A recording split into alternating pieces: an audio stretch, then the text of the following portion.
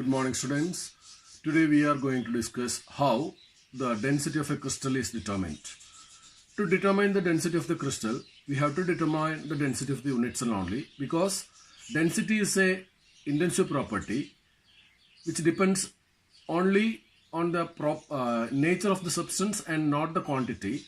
So the density we determine for the unit cell will be the density for the whole crystal.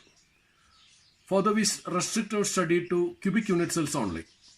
Cubic unit cells have the specialty that it's a volume. Volume of the unit cell will be a cube.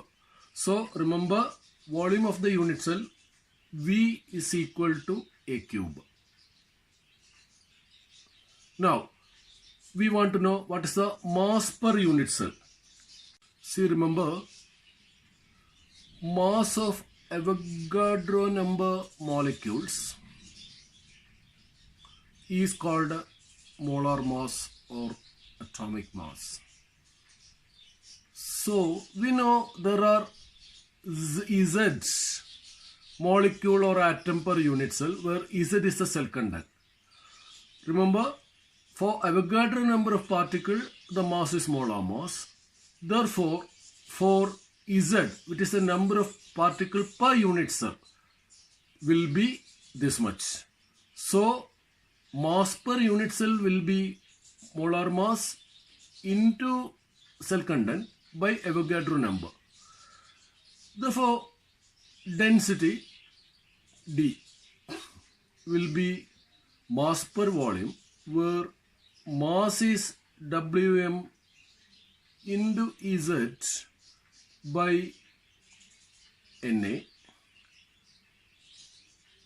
and to include per unit cell volume, we have to include a cube in the denominator.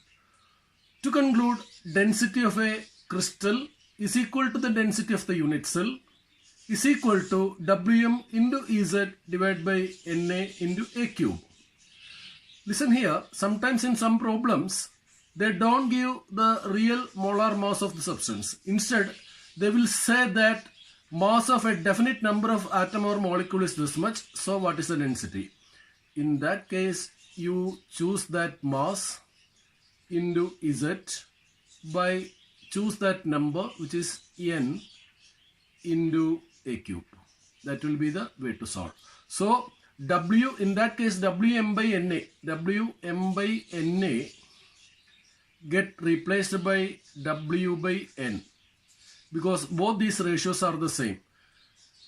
That is, molar mass by Avogadro number is equal to mass by the number of atoms in that particular sample. So density can be either Wm into Z by Na into a cube, or W into Z by N into a cube. Hope you follow that. Thank you.